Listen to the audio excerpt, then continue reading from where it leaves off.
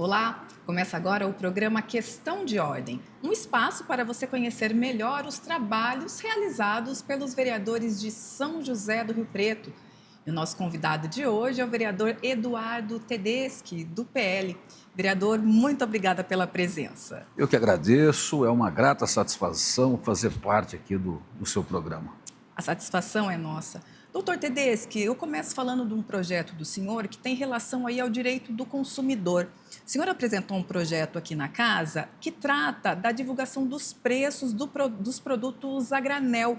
Como funcionaria isso e de que forma ele beneficiaria, os consumidores aqui locais? Veja bem, o objetivo desse projeto é impedir ou evitar que as pessoas sejam enganadas.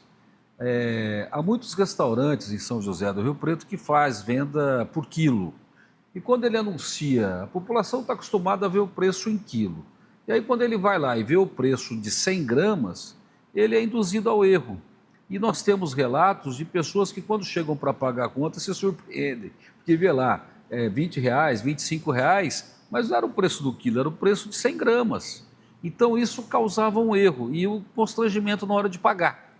Então não há necessidade do comerciante colocar em gramas, e sim em quilos ou em litros, evitar o mililitros. O produto a granel vai estar diretamente relacionado ao restaurante que vende por quilo e aos supermercados que vendem, por exemplo, tomate, cebola, o alho.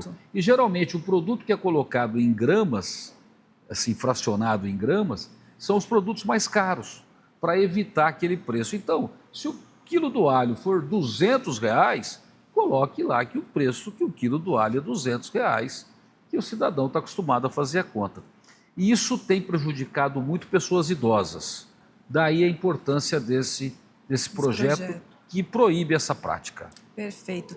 Vereador, o senhor também apresentou um projeto para revogar uma lei que é de 2010, que é aquela que proíbe o uso de celulares nos bancos, especialmente naquelas áreas ali onde há o contato direto com o cliente, né? Por que o senhor apresenta isso? Qual a necessidade de revogar? O senhor acredita que é uma lei que hoje não tem mais cabimento diante das modernidades, dos avanços? Vivian, exatamente isso. Exatamente isso. A lei ela foi importante naquele momento. Hoje, ela perdeu a importância. Por quê? Todo usuário, todo cliente bancário, hoje é por aplicativo. E aí o aplicativo se usa onde? No celular. E às vezes ele está lá no banco, ele precisa usar o aplicativo. E uma outra situação que me fez esse projeto de revogação da lei é que a prática do saque em dinheiro ela foi muito reduzida. O Pix facilitou demais a vida das pessoas, porque antes você passava uma TED ou um DOC, além de demorado, custava caro e era difícil. Então a facilidade do Pix, a utilização do cartão de um modo geral e a necessidade de se usar um celular numa agência bancária faz com que essa lei se torne ultrapassada. Agora é importante que o que traz segurança para o correntista, para o usuário do banco, na questão sacar o dinheiro, é aquele biombo que separa os caixas do público. Da espera ali, né? Da espera. Então, esse biombo, ele é importante. Essa separação, essa parede, ou essa, ainda que provisória ou definitiva, que separa o movimento dos caixas com o restante da agência. Porque aí ninguém está observando o que o correntista está fazendo no caixa. Agora, a do celular eu sim acho que a revogação, e eu tenho ouvido isso inclusive de gerentes de banco, que é totalmente desnecessário. Então, a revogação tem por base o fato dela ter ficado ultrapassada. É uma atualização mesmo. Uma atualização. Né? Hoje o celular faz parte da vida de todo mundo e os bancos você faz a movimentação por aplicativos. Vereador, o senhor também tem algumas propostas ligadas aí ao meio ambiente. A gente pode começar falando do Programa Educacional Lixo Zero. O que seria isso na prática? Olha, eu fiz algumas consultas sobre a coleta de lixo. Eu sempre defendi, Vivian, que a coleta de lixo deve ser ou deva ser feita de forma seletiva. Já a coleta, então... A coleta. Você tem a coleta do orgânico e uma coleta seletiva do reciclável de um modo geral. Não separado o papel, vidro, reciclável. Juntos. Tipo assim, o úmido e o seco. Ok. Agora, o que acontece? Ainda que o munícipe separe na casa dele, a hora que ele coloca isso na rua, vem o caminhão da empresa coletora e mistura. E aí você perde dinheiro, você perde material que poderia ser reaproveitado, os recicláveis, ele acaba se contaminando com o orgânico, porque o caminhão mistura. Exato. Não tem como falar que não mistura. Mas aí existem alguns pontos que trouxeram dificuldades. Por exemplo, a Cooperlagos e a Ares não têm condições de fazer a coleta de casa em casa. A empresa, a Construoeste, não tem condições de fazer a coleta seletiva em razão do contrato, em razão de que ainda que ela crie que ela crie lá datas para passar o caminhão do lixo reciclável, ela não vai ter a certeza de que o reciclável vai estar lá. Porque a partir do momento que falar, o bairro Jardim Fernandes, vivendas, aclimação, vai ser toda quinta-feira, aí os catadores, sabendo disso, a cooperativa sabendo disso, que está facinho a coleta... Podem se antecipar. Podem se antecipar. Então, nesse projeto, eu chamei ele de educacional porque a população riopretense precisa dar exemplo para o mundo. De que forma? Cada munícipe separa o seu lixo. Só vai depositar na lixeira o orgânico. E um dia da semana ele vai colocar o reciclável. Mas esse um dia da semana será um dia estabelecido por bairros. Cada bairro terá um determinado dia. Então, segunda-feira, o bairro Eldorado, Solo Sagrado, enfim. Terça-feira, Ercília, Jardim Soraya. E assim até de segunda a sexta, os bairros sendo definidos. atendidos. Sendo atendidos assim, olha, munícipe, hoje é o dia de você colocar o seu lixo reciclável. Porque, Vivian, o reciclável não há necessidade de se depositar na rua, de se descartar na lixeira tão rápido, porque ele não emite cheiro, não exala nenhum cheiro, não tem problema nenhum. Eu, por exemplo, reciclo na minha casa e eu ainda passo uma aguinha, às vezes no pote enquanto de lava a iogurte, louça ali, lava né? a louça ali, já lava e tal, já coloca ele limpo. Ou seja, eu preservo, eu vou guardando esse lixo na minha casa por uma semana, até eu descartar ele de uma forma que eu tenho certeza que ele vai para o reciclável. Então, por isso que eu chamei de programa educacional. Nós temos que educar os munícipes. Aí, digamos que lá no Jardim Fernandes, que é onde eu moro, aqui na Zona Sul. Então, toda quinta-feira nós vamos colocar o lixo lá. Aí, essa informação, ela é pública. Aí vai passar o catador avulso, vai passar a Cooperlagos se ela quiser, pode passar a Ares, pode passar o caminhão da Construoeste e fica lá um lixo limpo, reciclável, à disposição de quem interessar por ele.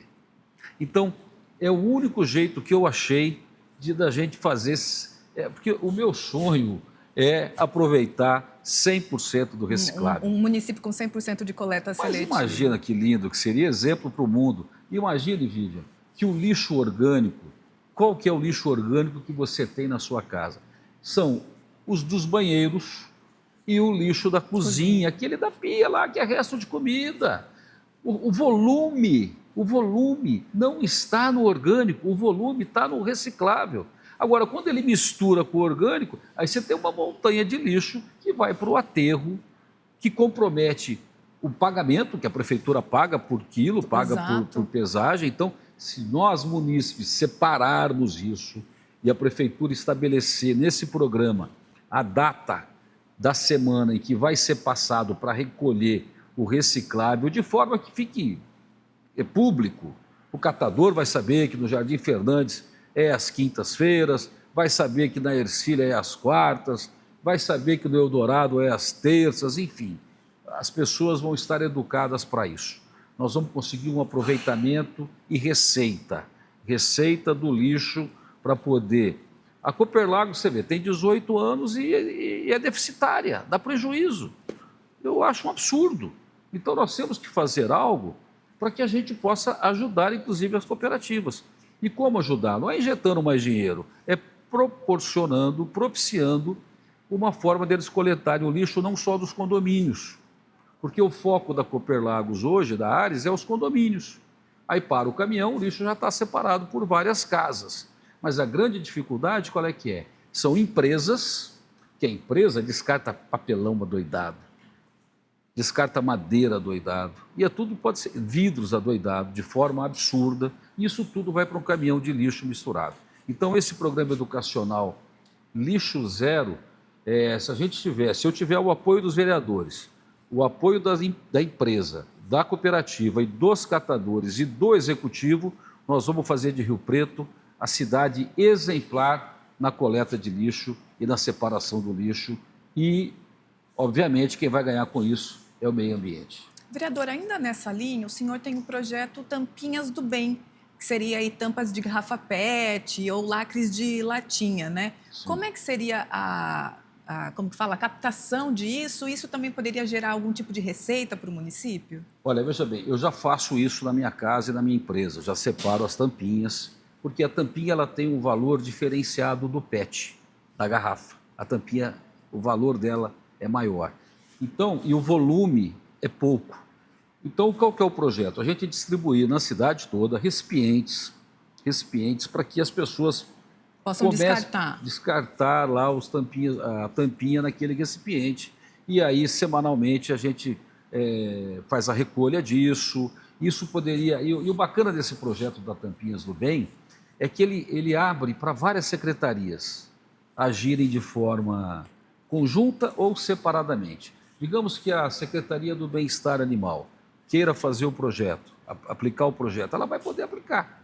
E aí ela tem a forma de coleta dessas tampinhas ali, própria, nos locais que ela achar adequados. Exato. O Fundo Social de Solidariedade da primeira-dama pode fazer, a Secretaria de Cultura, a Secretaria de Meio Ambiente, enfim, todas as secretarias podem criar. E aí você leva isso para a feira, porque lá tem um descarte toda hora de tampinha de refrigerante, você leva para supermercado, você leva para evento, você leva aqui na Câmara.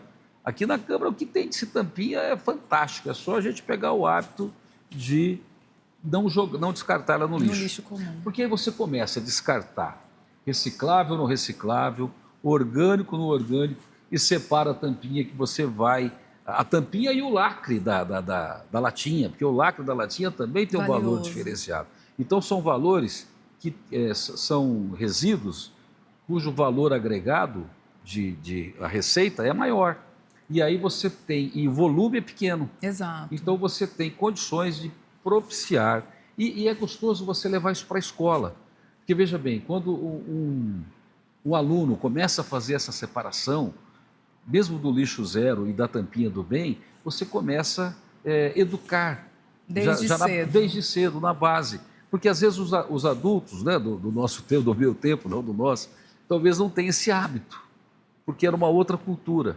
Né? A gente é de uma outra cultura, de uma outra época. Mas eu acho que com uma boa educação a gente vai conseguir preservar o meio ambiente, dar dignidade às pessoas e, inevitavelmente, a causa animal vai se beneficiar ainda mais disso com um programa nosso, com Tampinhas do Bem, um programa da nossa cidade. Tá certo.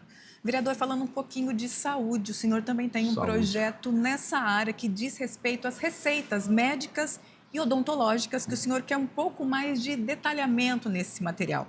Especialmente falando aí da emissão em 2 vias, principalmente quando se tratar de medicação controlada, de uso contínuo, né?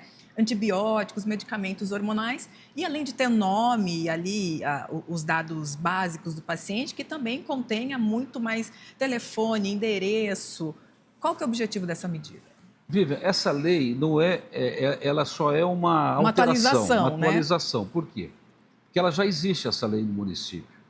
Agora, nós vivemos aqui, no começo da gestão do Coronel Fábio Cândido, uma movimentação de uma operação tartaruga por parte de alguns médicos, que está sendo investigado, está sendo levantado. Mas o que eu pude perceber foi uma munícipe, o nome dela é Ana Maria, até chamei de lei Ana Maria, não sei se vai pegar. A Ana Maria, ela ficou internada na UPA esse ano, na UPA do Solo Sagrado, a UPA Norte, por 9 dias. 9 dias. Aí depois, com a nova gestão, trabalho intenso, conseguimos com que ela fosse atendida de forma bacana, foi atendida, passou por exame e saiu de lá com uma receita médica. Olha que bacana, né? Precisando do remédio, sai com a receita médica da UPA. Aí ela foi até a farmácia para comprar o remédio, a receita estava incompleta. Eu não me lembro agora se faltava o CPF ou se faltava uma via. Eu não sei exatamente o caso da Ana Maria. O que aconteceu? Ela precisando do remédio, porque às vezes você sai com a receita, a medicação... Você pode comprar um tempo depois ali, mas nesse caso não, né? Se comprar, agora não. Aí você tem que voltar na UPA, uma UPA que está sobrecarregada, com fila de espera, você já ficou internado, já saiu com a receita, aí você volta para essa fila de espera para pegar uma receita atualizada ou completa. Então, essa lei só visa o quê? Um atendimento único, ou seja, que não tem que ficar voltando, não fazer o munícipe de besta. Vai lá para comprar, a receita não está completa. Agora, se o médico fez de propósito, ou se ele se esqueceu, não sei, não quero entrar nesse mérito. O que eu quero é o riopretense sendo atendido numa UPA no menor tempo possível e que não seja desperdiçado o tempo do médico para emitir uma receita completa, ao passo que quando ele faz a primeira emissão da receita, essa já tem que estar completa e a lei objetiva isso, que é, mais uma vez, proteger o munícipe para que não seja feito de bobo, que vai e volta, vai para lá, vem para cá e não resolve e atrasa o início do tratamento da medicação. Vereador, falando ainda em proteção do munícipe, falando agora especificamente da população 60+, o senhor tem um projeto que propõe a criação do programa Clube do Idoso aqui no município.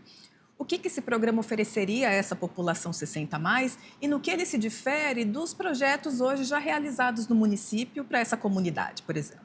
Veja bem, o Clube do Idoso, ele visa... A cidade está ficando velha. A nossa pirâmide a pirâmide... Etária. Etária, você vai ver que a base ela vai ficar menor e o topo vai ficar maior porque a cidade está envelhecendo. E o número de aposentados é grande. E às vezes a pessoa com 60, 70, 60 não digo, mas 70 anos para frente, fica ocioso. Então, nós temos que pensar no idoso. E o Clube do Idoso, eu não quero o idoso colocado num lugar ali, tipo um hospital, sendo que ele não está, ou colocado ali num lar que não tem esse convívio. Então, o Clube do Idoso visa o quê? Trazer qualidade para o idoso, inclusive onde ele pode fazer uma caminhada, ou um local onde ele pode ter uma piscina, um local que ele possa fazer uma hidroginástica, que ele tenha lá uma mesa para jogar baralho, dominó, sinuca, Estamos falando bocha. de longevidade saudável, né, vereador? Sim, precisa disso, porque aí o idoso vai passar o dia lá, tranquilamente, feliz. Inclusive, isso pode ser feito até por parceria público-privada, porque tem muito idoso que vai para uma casa de repouso e toda a receita dele vai para essa casa de repouso. A receita do INSS que ele tem da aposentadoria fica 100% lá. Eu não vou dizer que ficaria 100% numa parceria dessa, mas se a prefeitura abraçar esse projeto e criar essa qualidade de vida, isso pode até trazer interesse de alguma parceria público-privada, de algum clube nosso, que os clubes de Rio Preto, na exceção de um ou outro, passa por dificuldade absurda. Então, quando você institui o Clube do Idoso, parte daquela receita dele, eu não digo total, mas uma parte, poderia ser destinado já a essa frequência daqueles que podem pagar, para ele poder frequentar um campo de bocha, sabe esses jogos, aquela coisa que todo idoso gosta, né? Não, todo mundo gosta de jogar bocha, as mulheres, por exemplo, com artesanato, oficinas de costura, uma série de atividades que nós podemos fazer nesse clube. Eu destaco a questão da hidroginástica, que é muito importante para a saúde, que não afeta, a ginástica em si, um pouco de educação física, ping-pong, sinuca, enfim. Convívio social ali, né? Convívio social que ele passa lá o dia todo tranquilo. Às vezes a pessoa sai para trabalhar, deixa o idoso lá no clube e volta e pega no finalzinho do dia, de modo que ele vai ter lá uma qualidade, ter convivência. Isso previne uma série de doenças, porque quando você fica desocupado, você se sente, como é que fala, Vivian? Me ajuda aí. Não, frustrado, ou deprimido, muitas pessoas ficam, fica ali abandonado, nessa mudança de vida, né?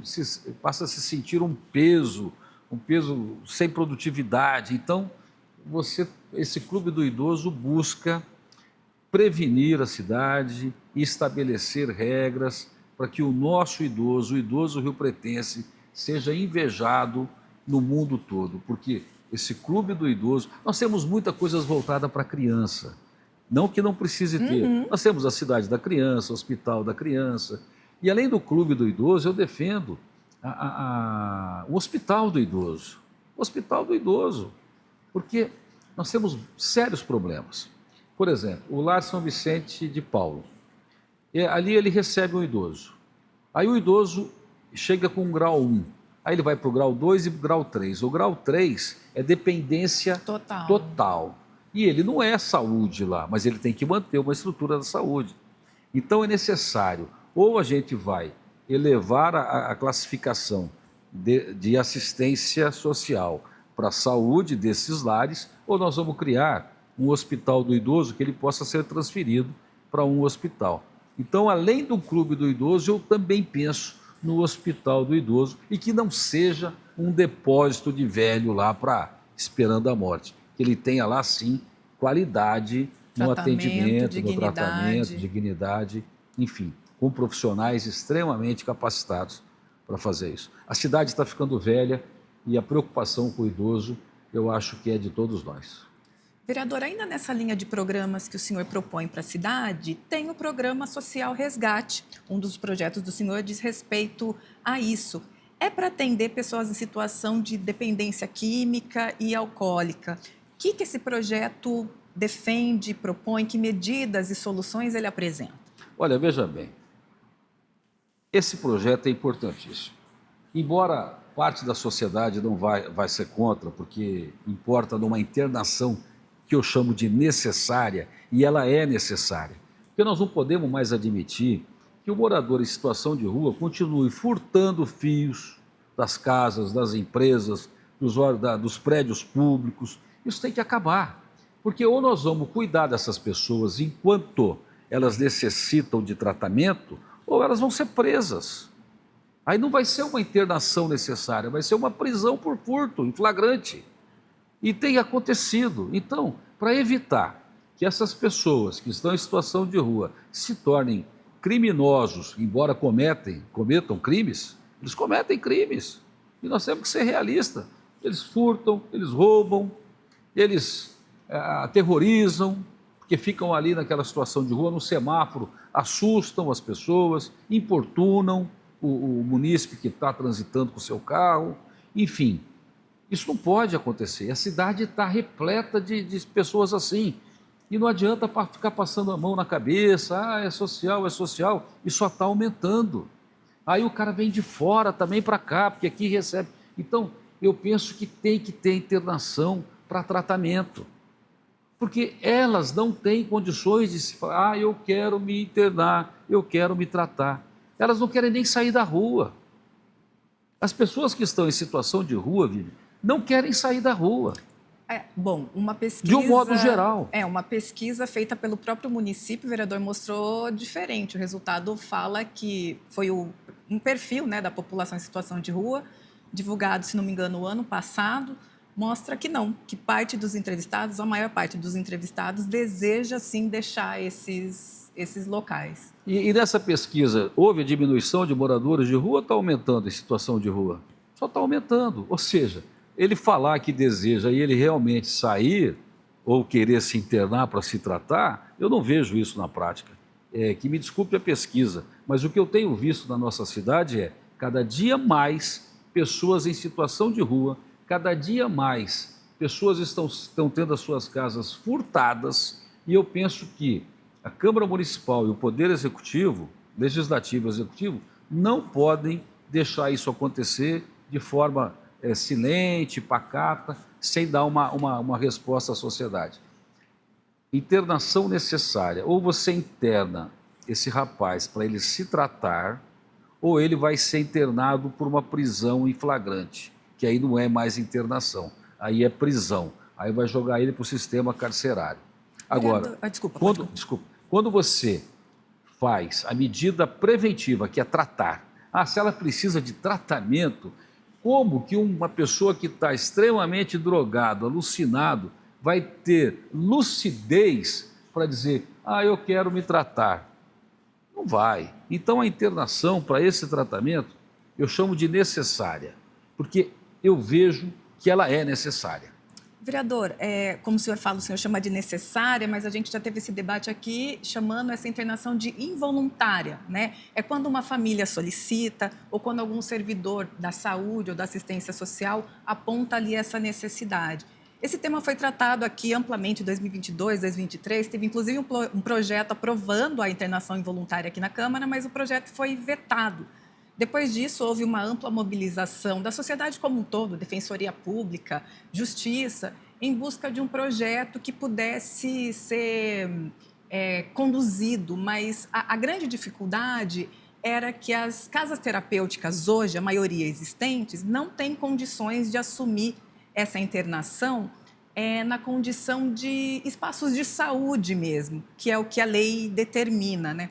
Como o senhor acha que isso poderia ser solucionado? Porque a gente não teria hospitais hoje, na atual circunstância, para atender toda essa demanda, talvez. A gente tem hoje o Bezerra de Menezes, né? Mas que talvez sozinho não desse conta, né? Infelizmente, o projeto da internação compulsória, acho que era o nome, não foi sancionado pelo prefeito à época.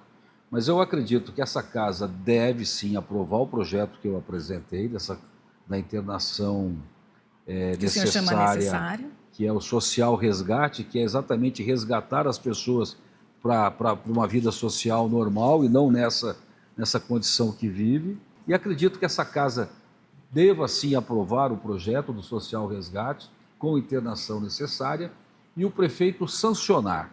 Aí nós vamos demonstrar que o Legislativo e o Executivo está preocupado e está tomando a iniciativa. Agora, se a Defensoria Pública ou o Judiciário se manifestar contrário, aí nós vamos ter uma resposta muito bem clara para dar. Olha, então você vai lá reclamar na Defensoria Pública, porque a nossa parte aqui nós fizemos. Porque não se pode admitir que pessoas que são contribuintes estejam sendo furtadas, e eu fui vítima disso, Vivian. É decepcionante e é caro. Você ir lá, ligar o interruptor da luz da sua casa, no caso foi meu escritório de advocacia, e não funcionar nada. E o gasto é caro, e a manutenção disso, o reparo, não é barato, porque eles levam toda a fiação da sua casa. E quem está levando essa fiação é esse cidadão que está em situação de rua, que infelizmente não estão sendo presos, porque eu penso assim, ou você trata, ou vamos colocar a polícia, pedir à Guarda Civil Metropolitana, Municipal, que faça um trabalho de monitoramento muito efetivo, de modo que se prenda cada ladrão desse aí, porque para comprar droga, o que é isso? Então, ou trata ou vai prender. Então, a internação necessária se antecede a isso. E na cidade de Chapecó foi aprovado o projeto, com o apoio do Judiciário, com o apoio de todos, da Defensoria. Andei em Chapecó, lá chama internação involuntária. Isso, aqui também discutiu com esse nome, Maia. Esse projeto, você anda na cidade de Chapecó, Vivian, não tem, ninguém te aborda na rua. Não tem. Eu acho que eu fiquei lá 2 dias e eu vi 1 ou 2 no máximo em 2 dias.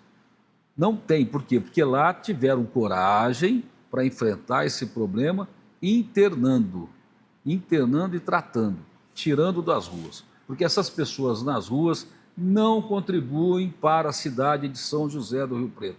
Não trazem nenhum bem. Isso tem que ser resolvido. Vereador, agora eu queria fazer um panorama do seu início de mandato aqui na Câmara. A gente já passou pelos projetos apresentados por senhor nesse período. Tem mais, né? Tem mais projetos. Tem a poda social. Exato. Tem mais projetos. A poda social, vamos inclusive falar um pouquinho, é sobre aquelas pessoas que não teriam condições de pagar suas podas, inscritas no cadastro único, né, vereador? Sim, porque de que isso cada fosse árvore feito. custa R$ 300 para se podar. Uma senhorinha que recebe uma aposentadoria, mora numa casa de esquina, como é que ela vai podar 3, 4 árvores na casa dela? Porque a árvore, Vivian, no meu pensamento, não há diferença da árvore que está aqui no canteiro da Avenida Andaló, nas praças e nas calçadas. São todas públicas.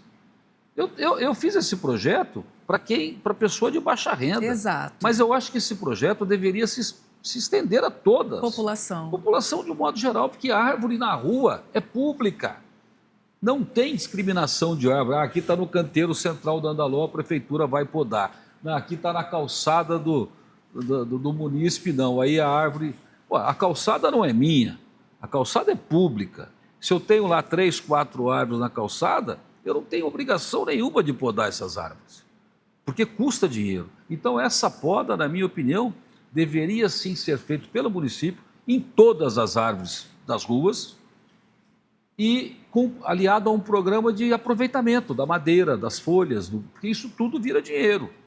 Isso, sabendo descartar de uma forma bacana, isso tudo se transforma em recurso, em receita para pagar o programa. Então eu comecei com essa poda social, quem está cadastrado no Cadastro único, que seria para pessoa de baixa renda. Mas o meu desejo seria tratar com igualdade todas as árvores que estão nas ruas. Todas, sem exceção. Agora, aquela que está dentro do seu quintal, aí tudo bem. Essa você cuida. Agora, está na calçada, o benefício é da população. Vereador, antes do balanço, lembrei de uma outra proposta aqui do senhor ligada a hotéis, pensões, uma questão de instalações de higiene, de banheiro. Qual que é a proposta dessa do senhor?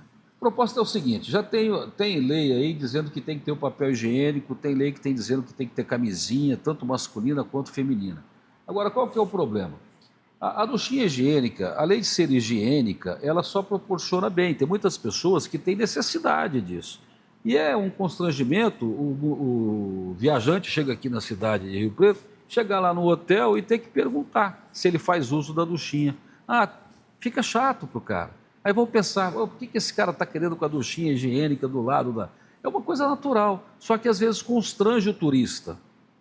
Constrange o turista. Então, esse constrangimento eu resolvi trazer para mim, como vereador. Então, eu vou sofrer aí o constrangimento de ter apresentado essa lei, sujeita a críticas, que já houveram muitas, e muitas pessoas apostam como uma medida importante, eu penso que a maioria, isso traz conforto.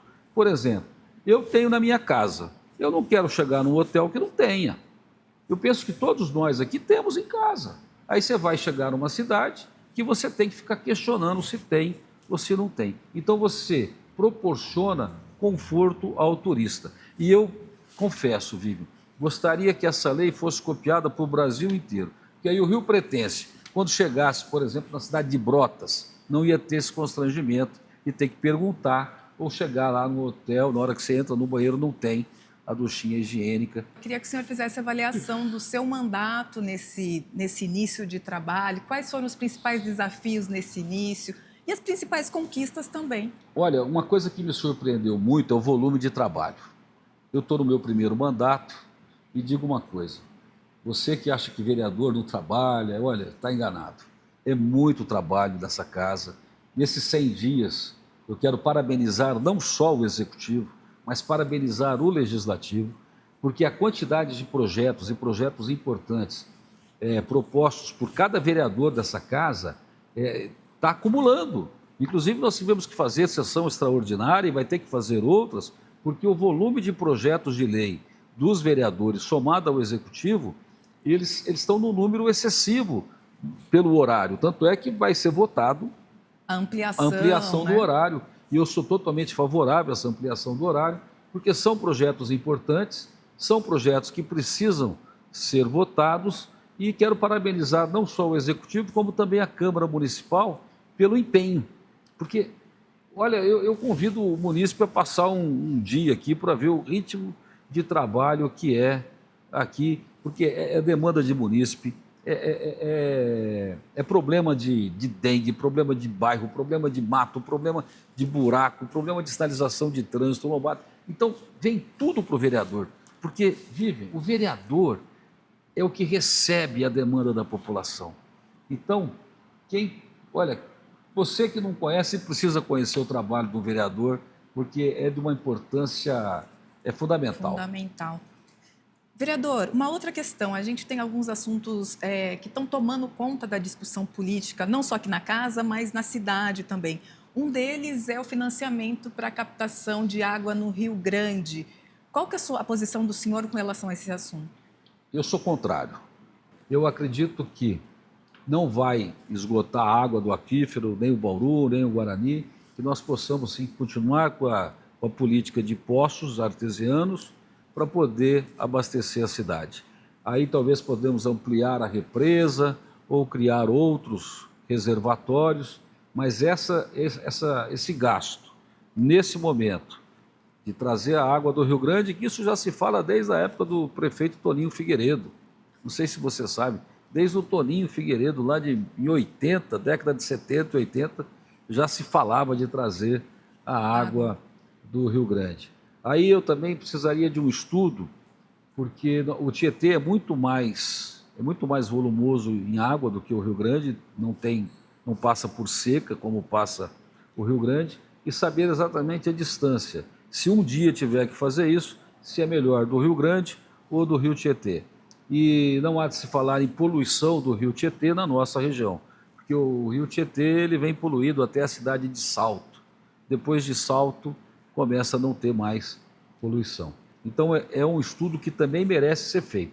Mas, a princípio, eu penso que a nossa política de perfuração de poços deve ser mantida ainda, pelo menos até que a questão orçamentária, que foi objeto de uma CPI, Exato. seja acabou resolvida. De ser instaurada aqui na Câmara, né? Acabou de ser instalada, acabou de assumir. Então eu penso assim, o prefeito acabou de assumir o mandato. Ele ainda precisa se inteirar melhor da situação financeira do município, do meu modo de pensar, para se falar de um projeto desse. Algo que está aí há anos aguardando, pode-se esperar uma avaliação melhor. Então, a princípio, eu sou contra, porque eu acho que nós temos uma política correta.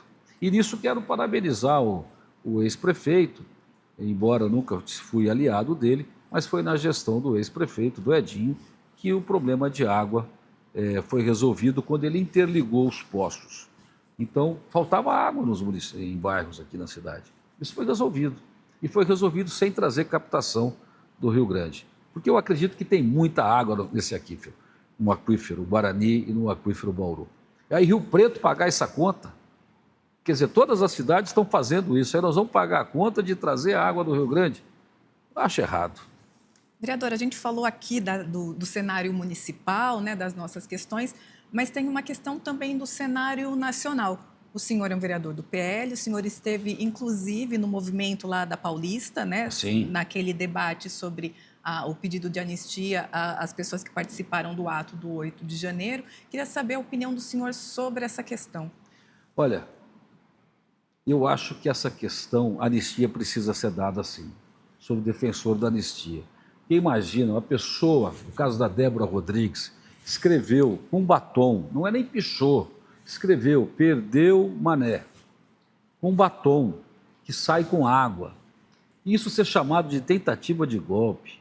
Essa pessoa pegar 14 anos, isso é uma narrativa que eu não sei por que razão a imprensa está dando crédito a chamar de tentativa de golpe, uma manifestação que saiu do controle. Eu me lembro, o MST já incendiou, já pôs fogo, os partidos de esquerda já incendiaram, já puseram fogo, a Câmara aqui já foi pichada com tinta, que não é com água e sabão que sai, é com tinta. Enfim, tanta barbaridade já se fizeram e agora vão penalizar com 14 anos de prisão. Nem estuprador recebe uma pena de 14 anos de prisão. A pena de estupro é de 8 anos. Aí 14 anos, porque ela escreveu perdeu o mané. É um absurdo.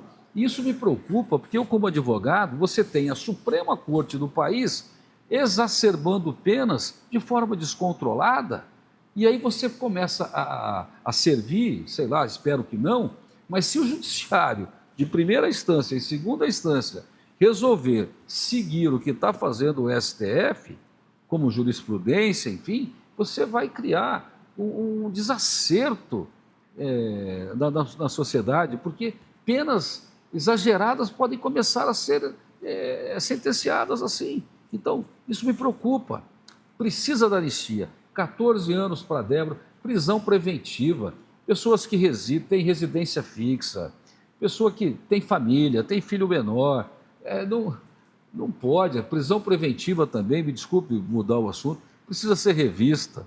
Antigamente, quando você tinha prisão em flagrante, o rapaz ficava preso em flagrante lá, o autuado ficava preso em flagrante. Ou você relaxava, ou você conseguia liberdade provisória. Agora não. Com a mudança da lei, e às vezes me preocupa essas mudanças de leis, por quê? Porque acaba piorando. Aí vai preso em flagrante, não fica mais em flagrante, faz audiência de custódia, que para mim, inócua, não serve para nada. Aí o juiz tem que decretar a preventiva ou soltar. Na maioria das vezes, 90% dos casos, decreta a prisão preventiva, sob um argumento abstrato, sem ser específico, pela garantia da ordem pública. Veja, garantia da ordem pública, garantia da ordem econômica, da aplicação da lei penal e da instrução penal. As pessoas que estão presas lá em Brasília, e foram muitas, foram lá, acreditaram numa fala, vamos entrar no ônibus para proteção, isso, aquilo. Até pipoqueiro foi preso lá, o cara estava vendendo a pipoca na manifestação, foi preso. Então, eu defendo a anistia já, me preocupa a conduta do STF, fico preocupado com a forma como o STF tem agido, porque o Poder Judiciário, ele se destaca por não estar envolvido em causas políticas. A política tem que ficar legislativo e executivo. O Poder Judiciário tem que ser neutro, tem que cuidar da justiça, não criando leis e não inventando, cumprindo, julgando conforme as leis. E é isso que eu tenho sentido falta. Não estou vendo um judiciário que julga conforme a lei. Essa é a realidade. Parece que está julgando conforme o entendimento. Aí, para evitar isso, Lívia, como é que funciona? Se um juiz julga da forma que ele quer, contrário à lei. Se o desembargador no tribunal também vai contrário à lei. Aí você tem primeira e segunda instância. Aí a terceira instância, que é errado falar terceira instância, instância superior, você tem o STJ para, quando você tem um julgamento, uma sentença contrária à lei federal, STJ. A lei diz tal coisa, a sentença e o acórdão são contrários à lei. Aí o STJ entra para preservar a lei federal. Quando são julgamentos pelo juiz, sentença, pelo tribunal em São Paulo, o acórdão, contrários à Constituição Federal, olha, esse julgamento fere texto da Constituição Federal, aí o recurso chama-se extraordinário e é para o STF. Agora, quando você tem esses órgãos superiores da Justiça julgando não conforme a lei e conforme a conveniência do caso, eu penso que é lamentável para o Brasil, é lamentável. Essa página precisa ser corrigida. Vereador, a gente está chegando ao final da nossa entrevista. Gostaria de perguntar para o senhor, daqui para frente, se o senhor tem bandeiras, pautas, o que o seu gabinete está trabalhando, o que vem de novas proposituras por aí, né? O que o munícipe pode esperar do seu mandato daqui por diante? Nós estamos com um projeto aí, já apresentei, só que são projetos que eu não posso, como vereador, publicar. Eu tenho que pedir ao Executivo, que é aquele programa de pagamento incentivado. O PPI. Então, a Prefeitura precisa arrecadar. E essa arrecadação eu acho que vai vir através do PPI, da forma com que eu sugeri. 100% de desconto de juros e multas para quem pagar em 60 dias, tipo mês de maio e junho. Mas à vista? À vista. Tá.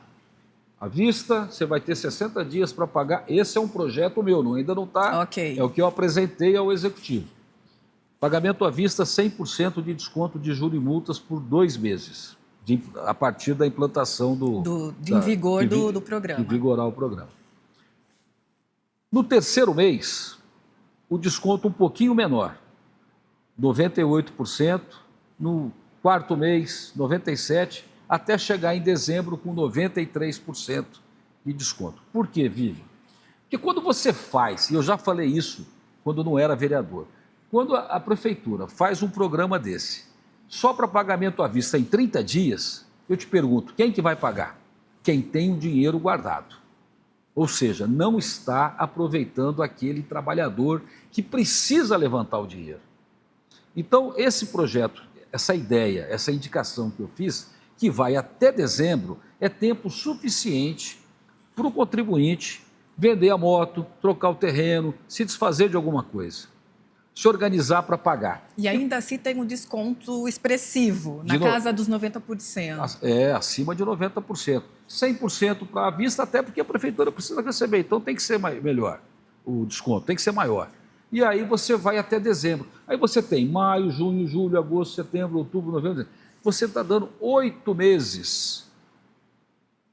Sabe qual que é a dificuldade? Sai um mês. Mas a Câmara prorroga. Mas o cidadão não tem certeza se vai ser prorrogado ou não. Saiu para um mês, pagamento à vista 100% de desconto, mas ele não sabe se vai ser prorrogado. Prorroga-se no último dia. E aí, ele, puxa vida, prorrogou. Perdi. Aí ele tem mais um mês só, não consegue arrumar o dinheiro.